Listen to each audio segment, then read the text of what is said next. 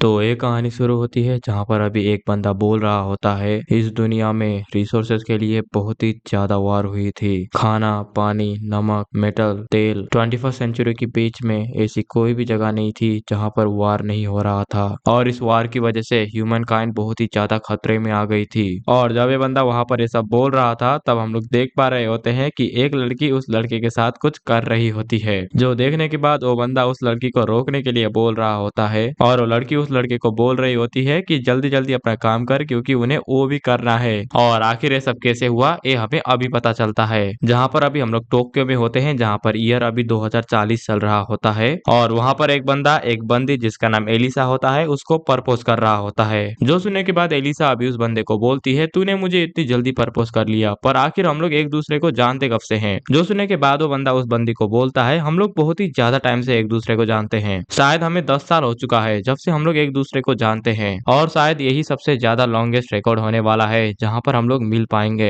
जो सुनने के बाद अभी वो लड़की थोड़ी सी शॉक हो जाती है, और वो उस लड़के को पूछती है कि आखिर वो बताना क्या चाहता है। जो सुनने के बाद अभी वो लड़का उस लड़की को बताता है कि उसको एक बीमारी है जिसका नाम सेलुलर स्क्लेरोसिस है, और इसमें क्या होता है कि बंदा डीप स्लीप में चला जाता है। मैं अभी यहाँ पर क्या बताना चाहता हूँ कि जिसको भी ये बीमारी होती है वो बंदा सीधा मर जाता है, और अगर उसको जीना है तो उसे एक चेम्बर में जाना पड़ता है जिसका नाम कायरो स्लीप होता है, और वहां पर उसे 4 या 5 साल के लिए रहना पड़ता है। तुम आगे देखते जाओ, तुम्हें पता चल जाएगा। और तुम लोगों ने मेरा जुंजी ईतो का लॉन्ग ड्रीम वाला सीरीज को देखा है तो तुम्हें अभी पता चल गया होगा कि मैं किस चीज के बारे में बात कर रहा हूँ। जो सुनने के बाद अभी वो लड़की उस बीमारी के बारे में थोड़ा सा रिसर्च करती है और उसे बताती है, मैंने इस बीमारी के बारे में बहुत ही पहले सुना था, पर मुझे जहाँ तक पता है इसका तो अभी दवाई निकलने वाला है ना, शायद 1 साल में निकलने वाला है इसका दवाई। इसका मतलब तुम बिल्कुल ठीक हो जाओगे, तुम्हें बस 4 या 5 साल के लिए ही कायरो स्लीप में सोना पड़ेगा। जो सुनने के बाद वो लड़का अभी उस लड़की को बोलता है, क्या मुझे सिर्फ 4 या 5 साल के लिए सोना पड़ेगा और मैं ठीक हो जाऊंगा? और ये सुनने के बाद अभी वो लड़की उस लड़के को बोलने वाली होती है कि हाँ तुम्हें ये सब करना ही पड़ेगा और मैं तुम्हारे लिए वेट करूंगी, पर तभी वो लड़का बोलता है, हाँ मैं यही चाहता था कि मैं जाने से पहले अपने फीलिंग तुम्हें बता दूं। जो सुनने के बाद वो लड़की अभी कुछ भी नहीं बोलती, और तभी हमारा मेन कैरेक्टर एलिसा को बताता है कि मेरा सेनपाई ने उसको बाहर जाने के लिए बोला था,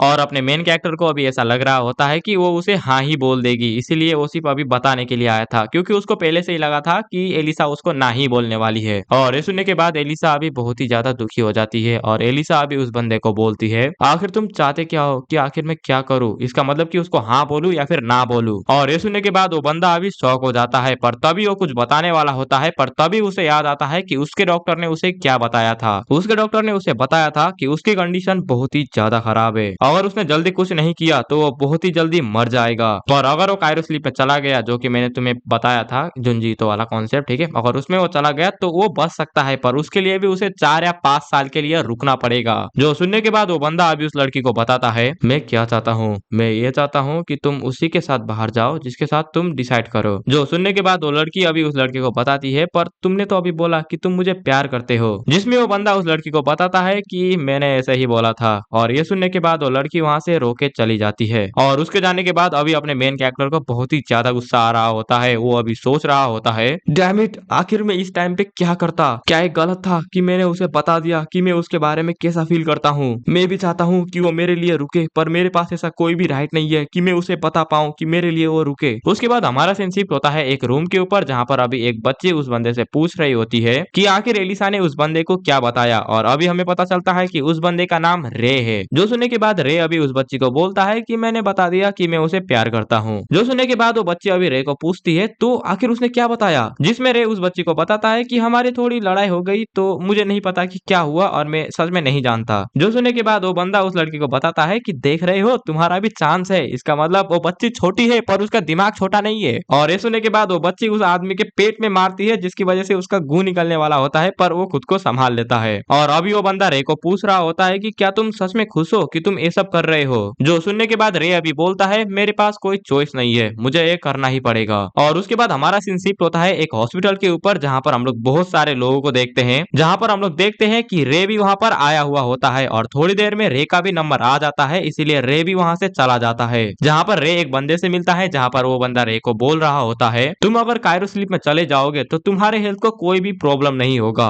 और उसके बाद वो बंदा रे को वही बताता है कि रे को 5 साल के लिए कायरो स्लीप में जाना पड़ेगा और तभी वो क्योर हो सकता है। जो सुनने के बाद रे अभी थोड़ा सा डिप्रेस हो जाता है कि उसे 5 साल के लिए कायरो स्लीप में जाना पड़ेगा। पर तभी वहाँ पर वो छोटी सी बच्ची आ जाती है जो आके रे से चिपक जाती है और वो दूसरा बंदा भी रे के सर में अपना हाथ रखता है और उसे बोलता है तुम जाओ और हम लोग तुमसे 5 साल बाद मिलेंगे। जो सुनने के बाद रे को अभी बहुत ही ज्यादा रिलीफ फील होता है और वो वहाँ पर एक नर्स होती है, उसे बोलता है मुझे पता है कि ये थोड़ा सा इम्प्रॉपर होगा पर मैं चाहता हूँ कि मेरे फैमिली मेंबर को मैं कायरो स्लीप में जाते हुए दिखाए, जिसमें वो नर्स मान जाती है। और तभी हम लोगों को दिखाया जाता है कि एलिसा भी वहाँ पर आ चुकी होती है और वो भी वहाँ पर अंदर जाने की कोशिश कर रही होती है, पर वो नर्स एलिसा को अंदर नहीं जाने दे रही होती और एलिसा की आवाज को रे भी सुन लेता है, जिसकी वजह से रे एलिसा से मिलने के लिए आता है और एलिसा रे को देख के बोलती है मैं यहाँ पर तुमसे मिलने के लिए आई थी। अच्छा, ये तो बहुत ही अच्छी बात है। और ये बात नहीं होती क्योंकि हम लोग देख सकते हैं कि एलिसा को बहुत ही ज्यादा बुरा लग रहा होता है, पर तभी रे एलिसा का हाथ पकड़ता है और उसमें अपना पेंडेंट को रख देता है और वो उसे बोलता है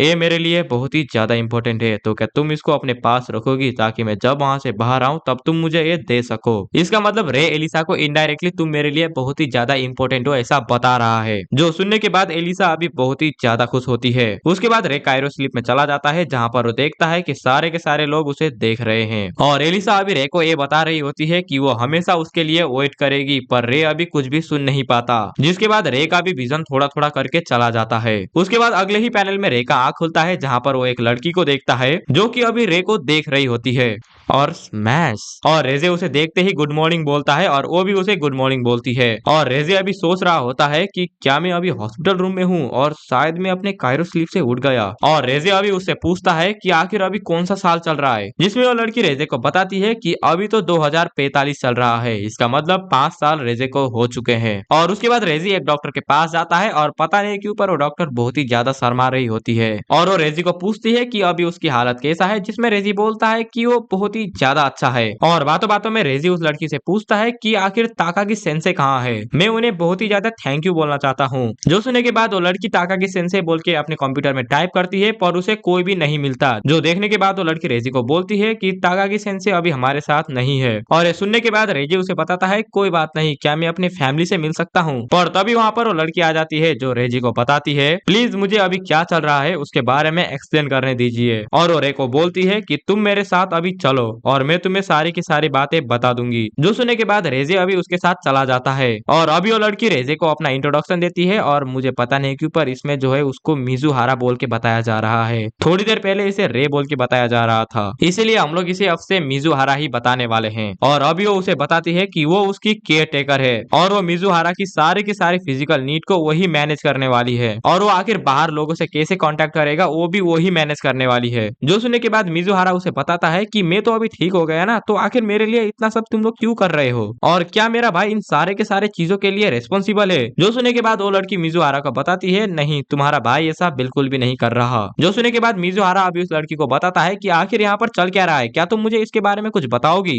जो सुनने के बाद वो लड़की मिजुहारा को बताती है 4 साल पहले यहाँ पर एक याम के वायरस आया था जो इस पृथ्वी में चारों तरफ फैल गया था। क्या याम के वायरस, इसके बारे में कभी सुना नहीं। उस वायरस ने बहुत सारे लोगों को अपने चपेट में ले लिया था और जो भी उस वायरस के कांटेक्ट में आते वो लोग अपने मुंह से बीमल थूक देते थे और वो लोग 3 दिन के अंदर ही मर जाते थे, जिसकी वजह से ये वायरस बहुत ही बड़ा पैंडेमिक बना, बिल्कुल कोरोना वायरस की तरह। तो क्या तुम लोगों ने अभी कुछ क्योर को बना लिया है। जो सुनने के बाद वो लड़की बोलती है नहीं, अभी हमारे पास कोई भी क्योर नहीं है, अभी हम लोगों ने दुनिया की सबसे पावरफुल एआई को उसके वैक्सीन बनाने के पीछे लगाया हुआ है, पर अभी तक हमें उस वायरस का कोई भी क्योर नहीं मिला है, आप अभी ध्यान से देखिए। और ये बोलने के बाद वो लड़की उस गाड़ी का विंडो खोलती है जहाँ पर वो देखता है कि यहाँ पर बहुत ही कम पॉपुलेशन है और ये दिखाने के बाद वो लड़की मिजुहारा को बोलती है अभी इन 4 सालों में ग्लोबल पॉपुलेशन बिल्कुल आधा हो चुका है, जिसकी वजह से अभी हमें ग्लोबल फूड प्रोडक्शन को मेंटेन करना बहुत ही ज्यादा मुश्किल हो चुका है। और अभी मिजुहारा को तो ऐसा लग रहा होता है कि ये बंदी उसके साथ मजाक कर रही होती है, जिसकी वजह से उसका दिमाग खराब हो जाता है और वो उस गाड़ी से चला जाता है। और ऐसे ही भागते भागते एक लड़की उसे देखती है और देखने के बाद वो लड़की वहां से भागी जाती है और अभी सभी लड़कियां मिजुहारा को ऐसे देख रही होती है जैसे उन्होंने जिंदगी में कभी लड़का ही नहीं देखा।